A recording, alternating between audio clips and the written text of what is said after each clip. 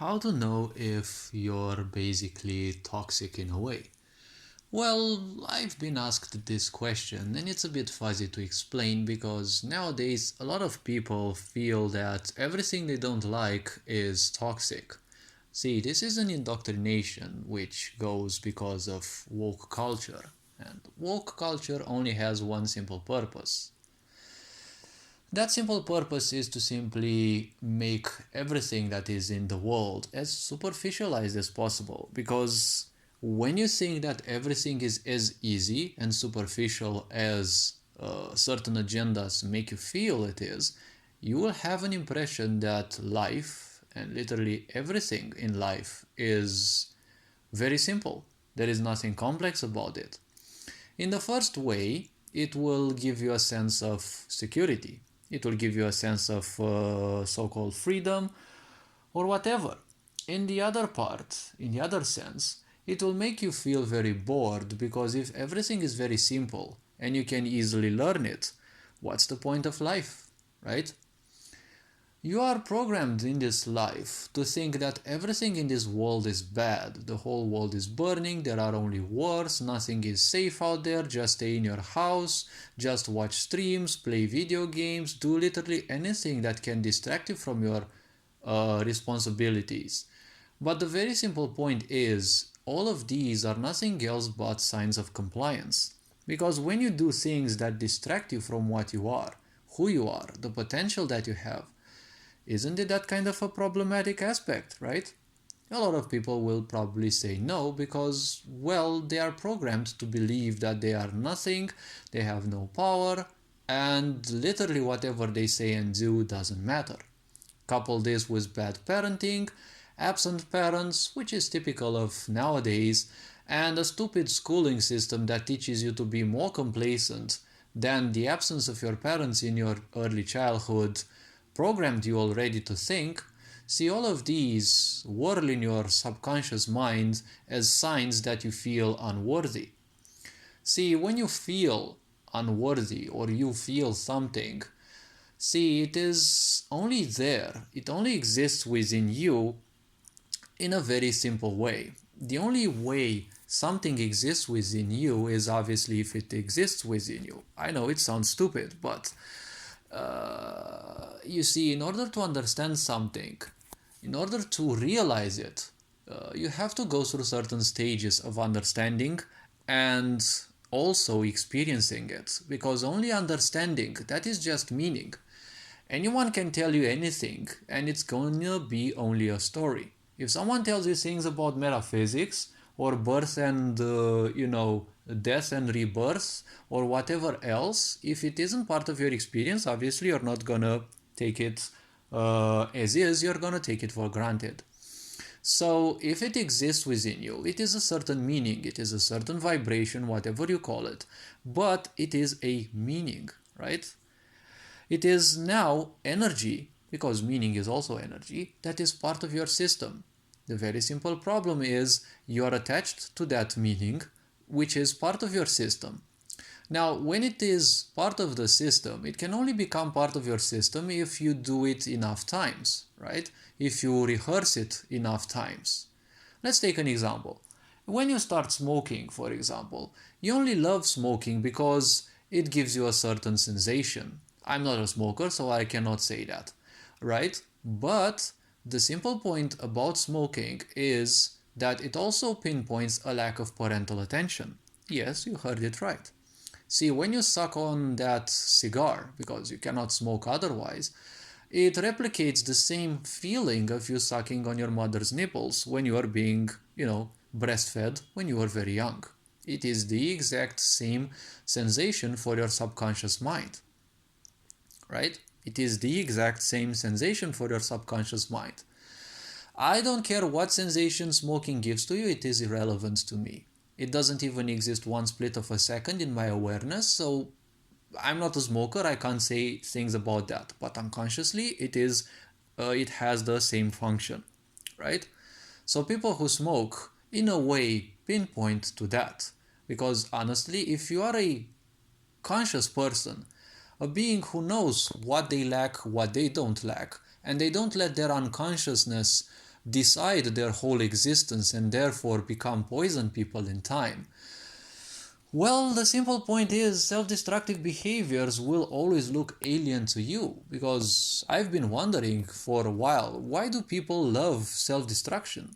See, when you play, for example, video games, let's say you're a streamer, a lot of people, well, not too many people stream, but when you play competitive games, as a streamer or not, it doesn't matter much, but streamers can attest to this, if anyone would ever end up watching my stream. When you play competitive games, and you, let's say, own someone's butt in the game, when you say good game at the end chat, it's like no one there exists, right? In many of the games, it's like no one exists in the end game chat. Or if anyone would actually exist in the end game chat, they're definitely waiting for you to finish the game and get, spread some shit in, in there, right? I was talking about Excel spreadsheets, yes. And obviously be toxic, right? So the simple point is, in any idea, it's like in any part of life, people invest their whole energy in their self-destruction. See, I was playing one day Dead by Daylight and also streaming it. And, well, I did a awkward joke. I didn't know how many people were lurking or watching me because I didn't know how many there were. But it's like, up till then I could see there were literally no follows. And then I said a joke about, oh shit, I got 1000 hours already in this game. It's like I've got more hours in this game than actually, functional brain cells. Or I don't know, I said something like that. And it's like, boom, 2 or 3 follows. Well, shortly after, but And it's like, if you degrade yourself, it's like so many people will probably flock to you. But if you're logical, if you present things, so fewer people, so much less numbers of people will come to you. Because it gives to me the impression that streaming is, much of it is how much can you rage in a video game, how much you show that you are wounded, right? Because a lot of people, are wounded in this world. But the point is, they're programmed and they're convinced to think that woundedness is a mistake. It is something bad. It is, a weakness if you show it, right? But people love when you show your weaknesses because that's a sign of strength, right? Only when you show your weaknesses, it's a sign of strength. If you surround yourself with walls, you're insecure, right? Only when you surround yourself with walls and you're hyperly focused on reading other people, studying them, always being suspicious, that's a sign of fear, right? That's a sign of fear, of instability. Not anything bad about it. A lot of us are simply abandoned by our parents because most parents give birth to children because, of societal pressure, of, the Bible says you should have children. Your parents most likely didn't want you and they raised you, and they're probably crying to you that they've committed so much sacrifice, raising you. It's like watching the Titanic every time they speak to you, because you feel like crying, like, oh my god, they made so much sacrifice. It's like parents are a bit stupid when they tell me like, but I've raised you. What the hell have you been raising in me? Yes, you have been giving me shelter and food, which is basically the default that any parent should do. But it's like, what have you raised within me? All my cells, including my brain cells obviously, have raised from their own, right? Nature does its own thing, the DNA does its own thing. My whole body exists because of a certain intelligence of the universe. You don't have any control over that. You don't have, most likely, any control over your own fucking intelligence. That is, whether you actually have one. Right? And my parents were a bit shocked about that, especially my grandmother, who's been the grand abuser of my family. But, it's like, one day she pissed me off so bad that I swore her and, cursed her, like, ever since the beginning of the universe till the present day, especially going her, through all her, predecessors and such. Man, I felt good about it. Obviously, it's not good to swear and curse people, but, toxic people need to be taught one lesson. They need to be taught that you have borders, right? Because building a border doesn't mean necessarily building a wall, right? It doesn't mean necessarily building a wall. Having borders, having strong borders means you're a strong person, right? Because having a border doesn't necessarily mean having a wall. You have to understand this. Take, for example, animals. Most of the animals build their empire, right? Their territories, or technically their empire, out of means which are more or less olfactory, right? Smell is the means through which most animals sense if it is their territory, if it was contested, or if it is someone else's, right? Because let's take a dog. A dog is basically nothing else than a piss factory, right? Because if you look at a dog, what they do is they go from part to part where they know it's their territory, and obviously if they smell it's been contested, or it hasn't been contested yet, or it belongs to no one, what will they do? Well, obviously they're gonna take a piss on it, right? They're gonna piss on a plant, they're gonna piss on the wall, especially on your car tires, because you can't park your car somewhere. Obviously all the dogs in there will come and sniff it. This is foreign territory. Let me put my mark on it, right? They raise their leg and like, okay, now this belongs to my piss empire, right? Because ultimately their whole empire is a piss empire. That's how they put their mark on it, right? We humans don't, well, we piss in the toilet, but that doesn't necessarily mean it's our territory. But the point is, we have psychological empires, right? We are aware more or less that there is the so-called sphere of intimacy, or 2 or 3 meters around a certain person, right? If someone breaks into that sphere, in a way it is a declaration of war, right? Some people do it on purpose, right? So when they do it on purpose, they are in a way toxic. Well, they are definitely toxic. But nowadays, people are saying that, oh my God, you said that thing about me or whatever, you're toxic. No, no, no, no, no. Being toxic is this, okay? Being toxic is this little thing. See, someone is doing their own job, doing their own thing, whatever. Now you're pissed. And you want that person to know that you're pissed, right? Let's say you've had your ass handed to you in a video game, right? A lot of people get their asses handed to them in a video game. Oh my God, the opponent is a streamer, okay? Well, it would be sad if I go and take a piss in them, right? Right? In their chat, because obviously, a lot of people do that. You beat them at the game, they come into your chat and it's like, hey noob, and all those cutesy words and the such, right? Technically, you're just like, in the airport there are those landing strips, right, where planes land. At the night they use special lights which blink in certain ways so that they guide the pilots there. So technically I don't know anything about you, so basically it's like it's night out there and you're just like one of those landing strips blinking with all sorts of lights showing me that you're pissed. Because, well, if you come in someone's chat and it's all about curses and the such, and then they obviously leave a few hearts and the such just to show that not only are they pissed but also they are douchebag wannabes, right? It's like you're just showing me you're frustrated, right? See, every action that you take, if you don't want to be toxic, right, ask yourself 3 big questions. Is it relevant to the other person? No, obviously it's not relevant to me if you're pissed. If you're pissed, it's your problem, right? It's your problem. You're reacting to something because somewhere down, deep down inside, you think that you're worthless. Having lost a game reminds you of that and you're actually angry about you, but it's easier to put the blame on me and wanting me to also suffer about that. No, fuck you, okay? I'm not gonna suffer for your idiocy, right? Because if you're pissed, well, that's not a problem. Everyone gets pissed sooner or later. Especially if you deal with the truth, and I'm speaking about the real truth, the truth will always piss you off, but it will set you free, right? Lies won't piss you off, obviously, but they won't set you free either. But they can give you a sense of freedom, right? Like, for example, when people are pissed, when people suffer because of all sorts of idiot ideas taken from parents, friends, society, you're not good enough, you're not gonna achieve anything, you're a failure, whatever other things, right? When this goes through your mind constantly, there is a big problem, isn't it? Because this is technically your karma, it is constantly repeating in your mind. How you get over this? Well, there are numerous ways, but as I was saying, the three questions are very important. Is it relevant to the other person? Is it true? What you're saying, is it true? Are they a trash person because they beat you in a game?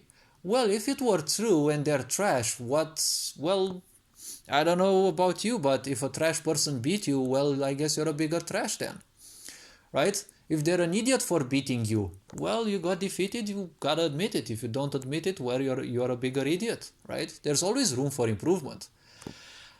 So is it relevant? Is it true? And another important part is, does it actually make them better or feel better, right? If you say that. Because this makes the difference in between shitting on someone and constructive criticism, which people kind of have forgotten. Yes, it is a big struggle to do constructive criticism because it takes a lot of effort, it takes a lot of analysis, a lot of time, and a lot of people simply either lack the patience and the cerebral capability to do that, or simply don't want to make use of it, which is kind of the same thing if you ask me. I mean, why would you, if you are the best person in the world at doing something but you're not doing it, it's like you're not the best person in the world, right? So the very simple point is this. The third question, is it gonna make the other person feel better, right? Because this is the biggest problem. A lot of people, if they're pissed, obviously they want everyone else to feel pissed, right? So if they're pissed, what is ignorance? Well, ignorance, a side of it is, if I suffer, I want you to also suffer. But I want you to suffer more, because this way I will feel that if other people or the majority of people suffer more than me, I suffer less. So technically my suffering barely exists. But bozo, you're still suffering. It doesn't matter if other people are suffering more than you. You are still suffering and you're not doing anything to cure that suffering, to make amends to it, to understand why you are suffering. You are just investing your entire energy into making other people suffer, right? This is what toxicity is. Not because someone tells you the truth. Yes, if you suck, just choke on it and move on, right? Because in this world where people are ignorant, it is much easier and in a way much better to suck than to be at top notch. Let me explain. See, when you're top notch, a lot of people who are also ignorant or at certain levels of ignorance, because ignorance has thousands of layers, okay? Some of these people actually reach top notch. They get successful, they are big streamers, or they have, businesses, whatever, but they're still not fulfilled. They might have billions of dollars, like a lot of the bozos who think they are running the world, but still they're not fulfilled, right? Because they have been accumulating all the money in the world. They might have power and whatever. They might fuck as many women or men or whatever they want to fuck, especially nowadays, because, if you want to fuck a bike, you're free to do so. If you want to fuck a tree, well, good luck. The point is, everything in this world seems that if you achieve a certain level of perfection, you're fulfilled. Well, look at the people who already are there at the top level, and you'll see very few of them are actually truly fulfilled, or they are very good at replicating that. Now, why are those people misfulfilled? Because they're just pursuing nothing else but trauma. They think they don't have things, they want those things. When they achieve that level, they double it or triple it, right? They want 10,000 subscribers or $10,000 per month. They reach that goal. Now they want 30,000, 100,000. They get all the money in the world. Now they are even more miserable because there's no more money to gain, right? And they realize that all the money in the world is simply worthless because they're not happy. You can go and blow all the money, buy all your stupid things, all the things that you want, but again, you're not gonna feel happy because, well, you're not gonna feel happy at all. Because when you're not happy, everything around you feels miserable, everything around you feels that it has literally no worth, right? When you're unhappy, when something pains you, your favorite game feels like shit, right? If something which you like so much is shit, obviously everything else will be even more shit, right? So, about this idea, right? You need to surround yourself with people who, in a way, remind you that you suck. Okay, they don't tell you that you suck. They remind you that you suck. It is a great difference of awareness. Because if you go on shit talkers, you just need to go on Reddit, right? If you want people to shit on you, go on Reddit, for example, and I don't know, look at, probably you're not playing Genshin, right? One of the most toxic communities, or any other game with toxic communities. Let's say, for example, Genshin, because it's well known. Look on, if you don't know characters in there, look on any character that is very loved. Let me give you some example. Eula, maybe, Noelle. There are other characters, it doesn't matter, you just go on the list, go to Reddit and say that character's ass is fake, is whatever shit talk that you can say. I assure you, you're gonna have half the planet shit talking you in a matter of, let's say, a few days at most, okay? If that is what you want, right? Shit talkers are everywhere. Start streaming and play a hyper competitive game, show everyone that you're a streamer. Like, for example, Dead by Daylight is a very streamer-friendly game. You can play, I don't know, strategy games would probably be a bit awkward to stream. Maybe if you stream them with like, I don't know, 5 minutes delay or so. Yes, that could be a thing. And other things like that. Because if they see your name, they definitely want to stream snipe. And that's gonna be a disadvantage to you. But in some games like Dead by Daylight and the such, if you play, for example, a certain role and you wait till the end of the game, let's say you died first or you're the killer, you finish the game, you say GG, people who usually lost, they're not gonna say good game back because obviously they lost, right? If you say GG when you lost, they're either gonna shit talk you or they're again not gonna say GG because they're too important for you, right?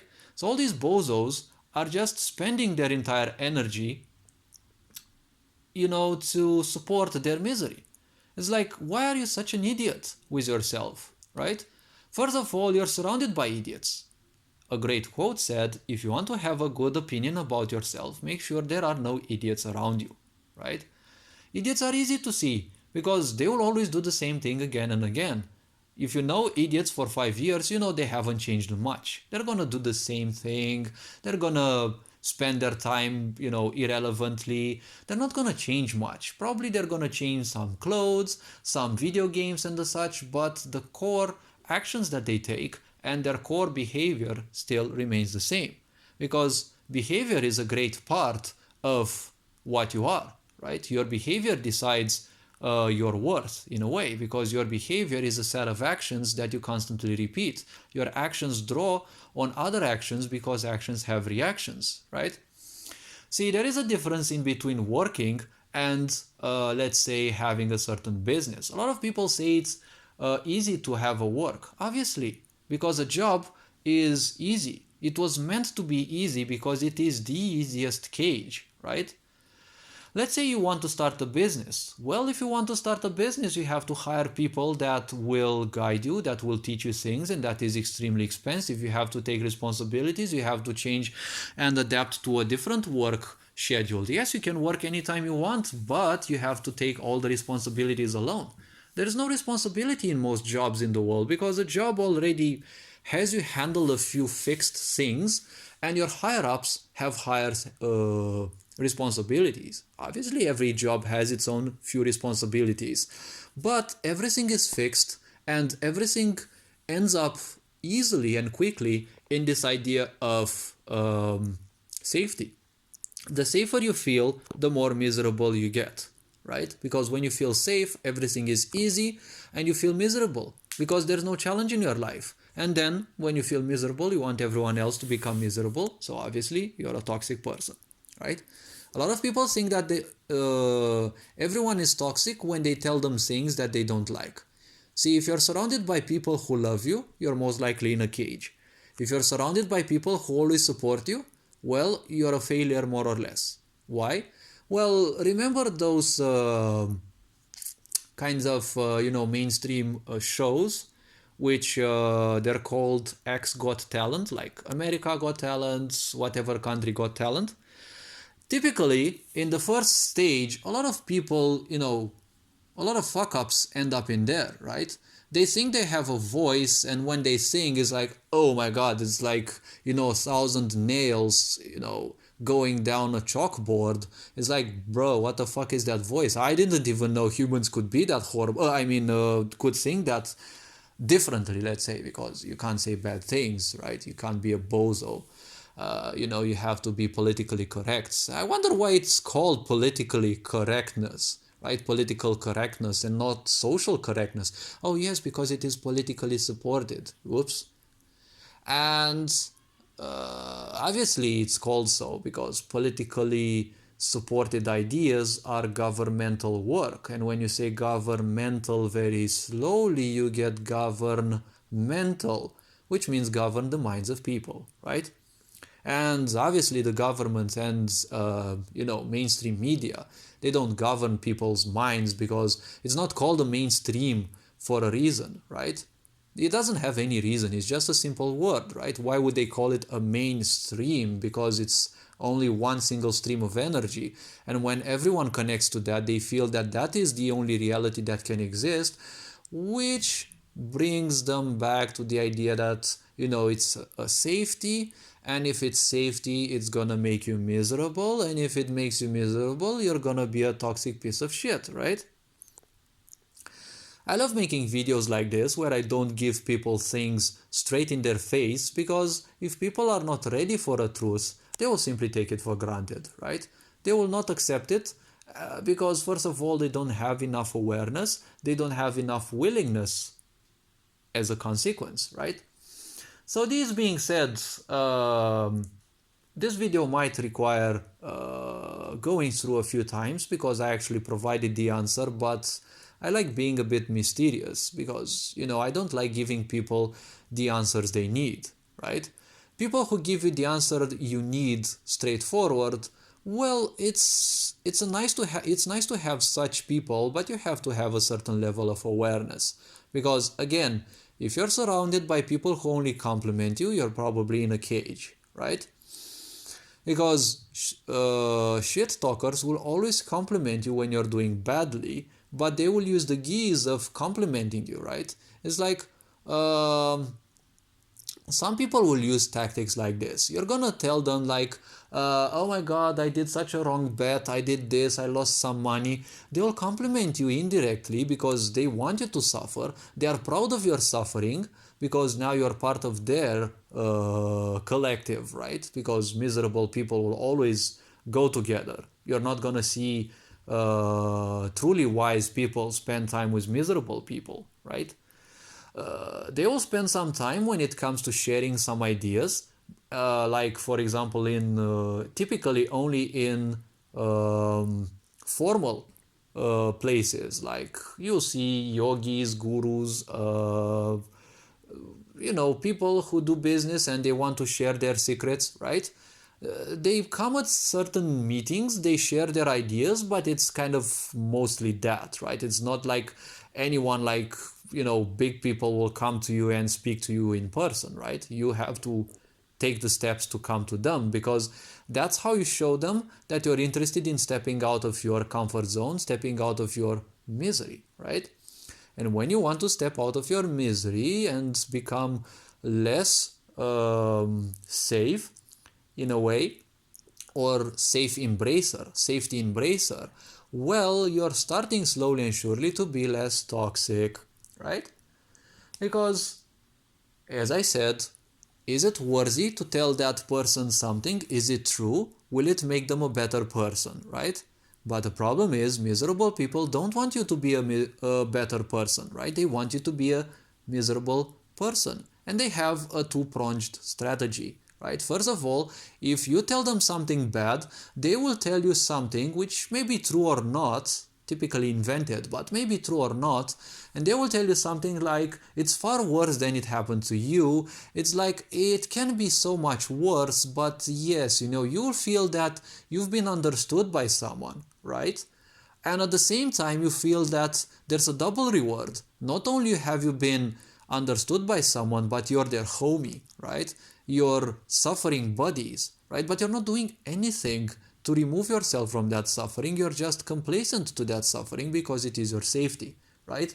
When you are with the boys, that energy becomes contagious. Energy is contagious by default, right? But when it becomes part of your system, it is extremely hard to distinguish it from who you are, because if it is part of you, it's like you're blind to it. That's the problem with meaning. When you're attached to meaning, it enters your system and it feels as if it is your own energy, and it is hard to remove yourself from that because it feels as if you're removing a part of yourself. That's why people have problems giving up smoking and such, right? And what is a sick society doing? Well, they are only exploiting your necessities. You want to give up smoking?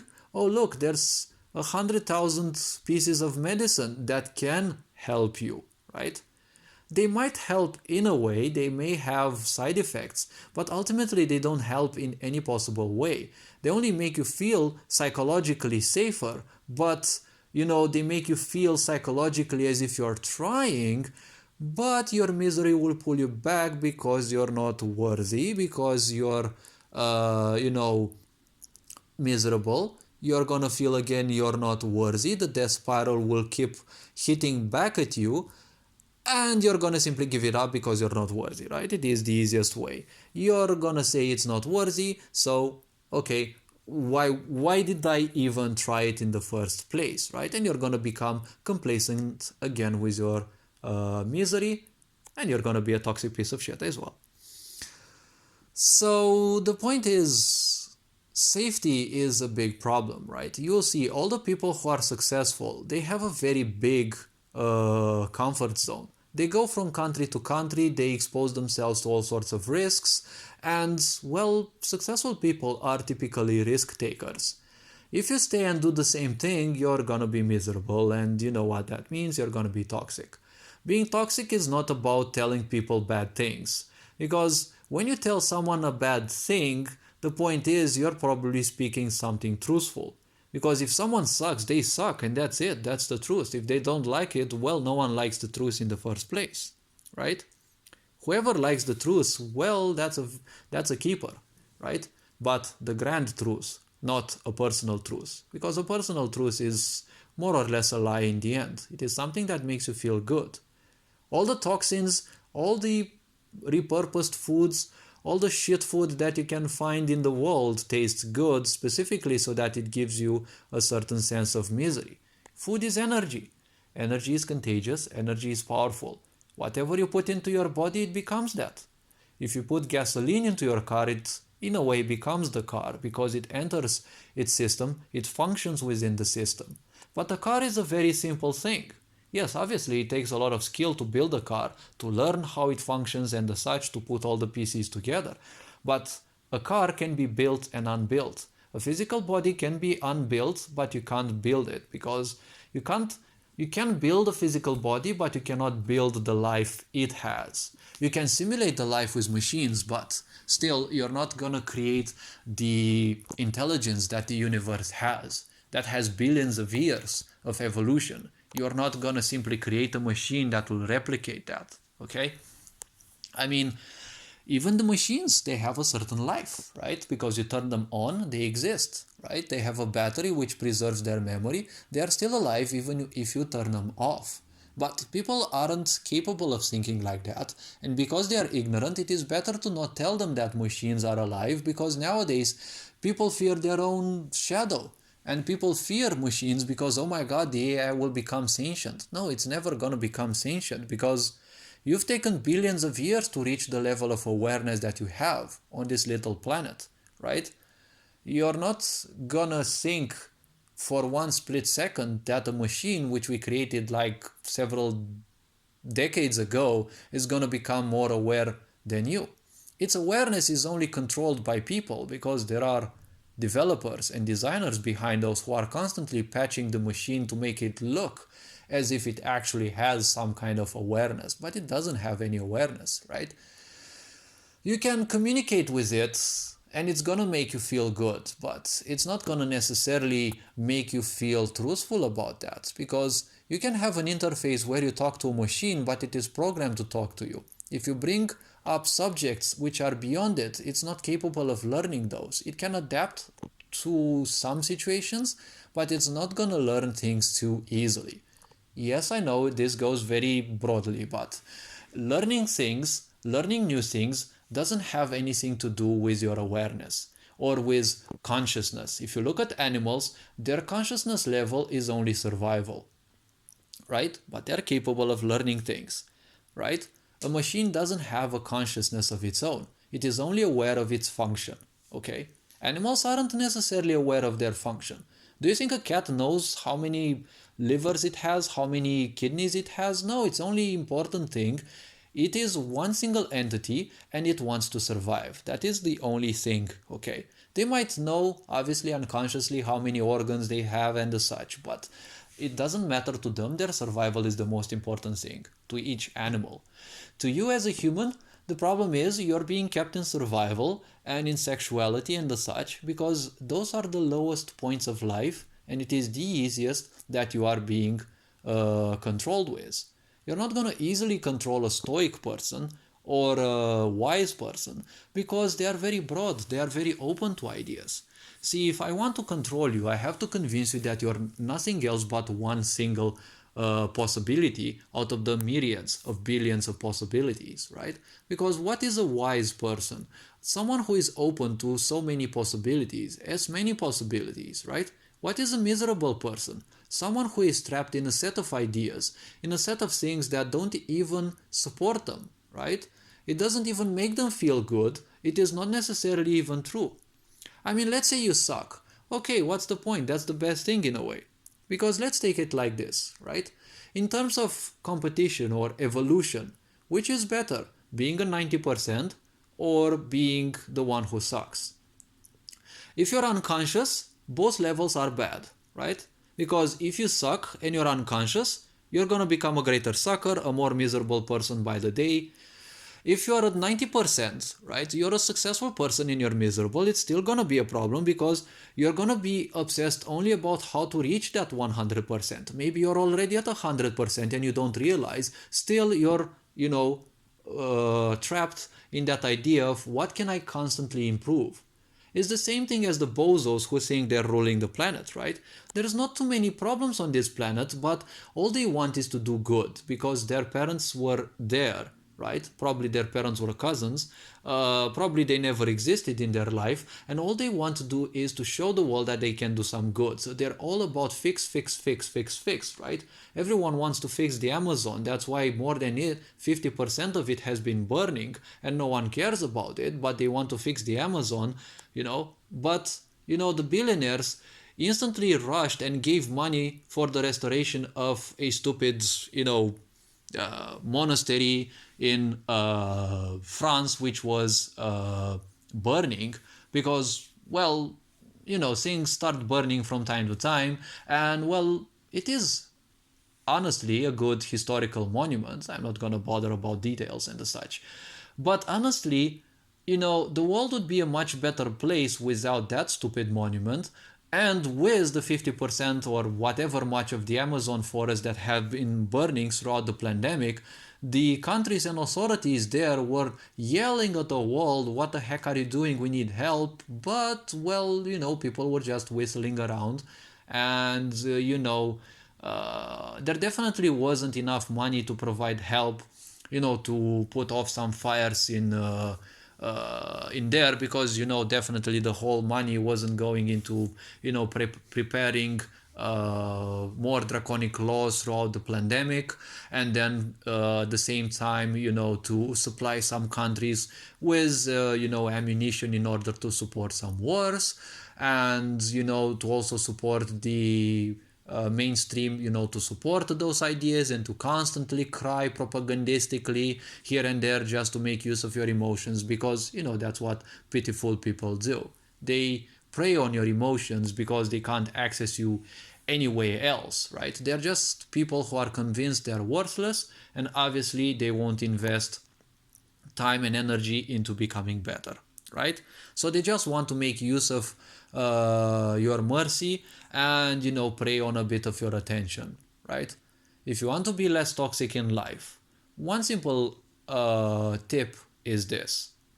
You sleep how many hours, it doesn't matter. How many hours you sleep a day, that many hours you actually don't spend of your life, right? If you sleep 8 hours a day, every day, it means a third of your life you're already spending on sleeping. You sleep a third of your life to have all the energy for that second, for that other two-thirds of your life.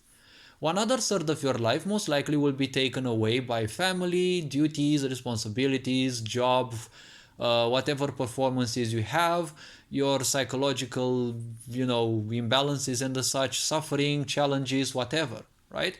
So you have one third of your life left. If you choose that one third of your life to be generous, right, it is good. We all start at a level where we suck. If you're at 90% success, right, at 90% of your potential, and you're a conscious person, well, it is in a way as good as being the one who sucks the most, because you're a conscious person and you're gonna start seeking ways to make yourself better. It is the easiest when you suck, because when you suck, everything sucks, right? Everything is bad in your life. It is the perfect thing because everything can be changed, right? When you're at 90%, how many things can still be improved? Well, that is a big struggle. A lot of people are struggling, not because they have 10% of their things in life that don't work, right? They're not even capable of realizing that, hey, 90% of your life is all right. No, they just fuss that 1% or 10% of your life sucks, right? But they have a car, they have all the money in the world, they have everything they need. All they are fixated with how to make that 10% perfect, right? That remaining 10% as perfect as everything else. See, if you want perfection, you will find perception in your graveyard or at the psychiatry, right? There is where you will find all the perfect people, at the psychiatry or in the grave. Nothing can happen to those people in the grave anymore, right? You can torture a dead body, you can do anything to it, it won't flinch a muscle. Or it won't do a thing. Well, it may still flinch a muscle if it is recently dead, because, there are impulses and, instincts still left in that body. But if it went over a certain period of time and life entirely left that body in all its dimensions, you can do literally anything to that body, it's not going to be bothered, right? So in a way it is perfect, right? You can go to the psychiatry ward, you will see all the perfect people in there, right? There is perfection, right? You will see narcissists, you will see all sorts of people who think they are perfect, but there is no such thing as perfection. You're already perfect since birth. It's just that some idiot people, probably even your parents who probably have, an intellect average smaller than you and probably brain smaller than you, they've definitely done their best to convince you that you suck, you're not gonna be good enough, you're not gonna achieve anything in life. We all know those cutesy stories because, well, if that is the best thing a person can tell you in life, well, what else of a reason do you need to keep spending time with them, right? If it's your parents, well, you have to make an exception. But when you meet people, say you want to date someone, and that is the thing that they will tell you, well, you have to understand one thing. When you date someone, when you put out your masks for other people to see, especially if it's the first time, obviously you're going to do your best, right? Because you want to subconsciously at least make the best impression. So if people make the best, right, always put out the best for everyone, especially when it's the first time. Well, if people pull you down from the first few meetings, obviously you can imagine how much worse they can get the more you get to know them, right? The same is with your parents, right? There comes an age in everyone when you will simply want to separate even from your parents, right? That age may come much earlier for people who have been overly abused by their parents. Like in my case, I simply can't care much if anything happens because I will accept them as my parents, but there is, no attachment in between me and any human being on this planet anymore. Some karmic attachments, yes, they are still there, but, they are unconscious impulses and, when you are conscious, it means you have the power to disallow them from influencing you, right? So it doesn't mean that I don't love my parents, right? Love means accepting them the way they are. Yes, their awareness is much less than mine, but it doesn't mean that I need to feel superior. I don't need to feel superior to everyone else. I accept whatever they have put in me because, in a way, they have done me a great service. Through their abuse, through their idiocy, they made me capable of analyzing people. Over analytical beings, well, if they're unconscious, again, there's a bad thing because they can easily become overly suspicious. If they have a certain level of awareness, like, let's say, me and other people, well, that can be a good thing. How many times have I pissed people off by telling them things about themselves which they either knew but they didn't want to accept, or they didn't know? I've gone through that several times, and some people told me, like, when you talk to someone face to face, it's more or less easy for a hypersensitive person to actually do that because you can easily feel someone's energy, they're close to you and the such. When you speak with someone on the chat and you tell 1 hour later, you tell them certain things about them that probably even them didn't know, I assure you that actually changes people. And I do this quite a lot, but I do it in subtle ways. Not because I want to change people, I'm not here to do that, but that is basically part of my vibration.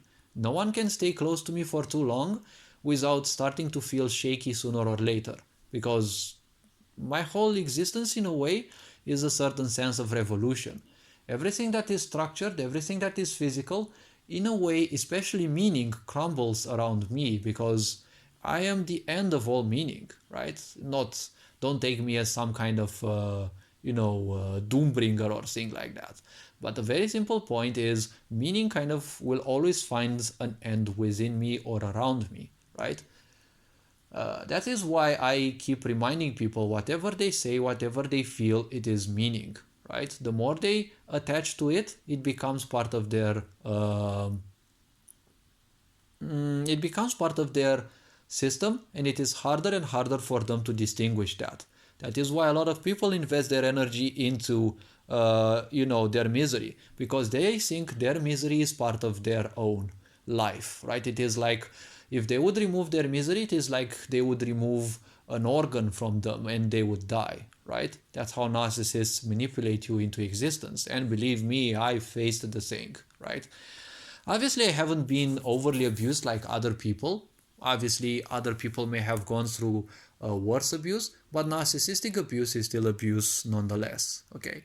Obviously, my parents weren't full-fledged narcissists, and my grandmother was, the mother of all things in my family, but still, narcissistic tendencies are narcissistic tendencies, and emotional and psychological abuse, treatments through separation from things, treatments through making you feel bad and worthless, these things are things that will scar you for your life. And, well, I've made amends with that and moved further, but, the scars will still stay there. It's up to me to decide whether I allow those or not to control me. But I'm a clown and I have my own functions. Some people may call me a heyoka, which is a sacred clown.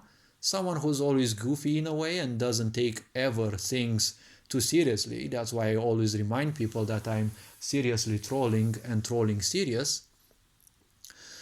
But, well, enough about me. The very simple point is when you are becoming more and more conscious, you will take responsibility. It doesn't matter if you suck or if you're at a high level of success. The very simple point is you'll always strive for more. And when you do that, you're going to become less miserable slowly and surely. And when you become less miserable, you'll also become less toxic. Now, enough talking. I don't like making videos as long as this, but sharing is part of life. And as I've been saying, my wisdom and my knowledge won't help me beyond the grave, so it is, well, a great relief for me to simply let it to the world. It's not important whether I'll have any followers on YouTube or if people watch the videos entirely or if people follow, subscribe or whatever, because ultimately I'm not here for the numbers. I'm here to share a few things, and as I share them, they will be there for as long as the platform allows. People are free to have the information. If they don't want to make use of it, it's not my loss in the first place, right? I share things, it is out there. People want to make use of it, feel free to, right? A lot of people tax a lot of money to share things like this. I share it still for free because I'm not interested necessarily in the money.